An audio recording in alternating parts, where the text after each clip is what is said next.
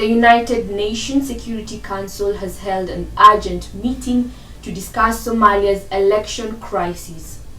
They ended the consultation by calling on all parties to resume the dialogue urgently. A U.S. State Department spokesman also made a public appeal for resolution of the impasse. ADN TV's Daniel Fernand has more on international efforts to push Somalia to agreement. The UN Security Council was meant to review Somalia's progress toward the end of the month. But the dispute that has pushed voting back has been alarming the nation's international partners. The British ambassador to the UN called the meeting forward. Discussions ended with a unanimous endorsement of the statement.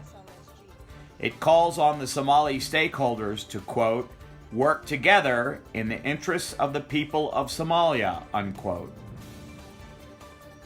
While Washington has a seat on the 15-member Security Council, the Americans decided to issue their own appeal. U.S. State Department spokesman Ned Price spoke with reporters in D.C. While this is an issue for Somalis to resolve, the United States views immediate elections as critical to Somalia's future. Consensus can be reached.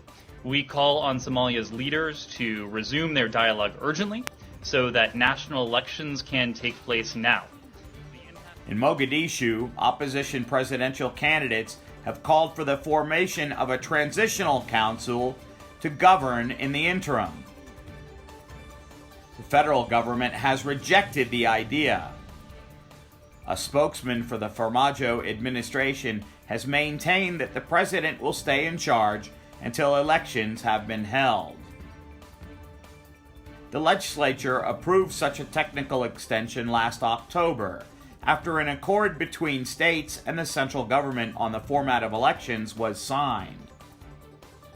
The UN statement is meant to pressure all involved without, apparently, taking sides.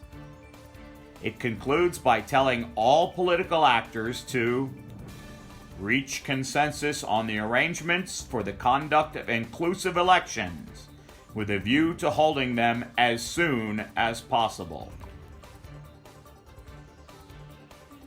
ADN TV will continue to update you on the process towards elections in Somalia.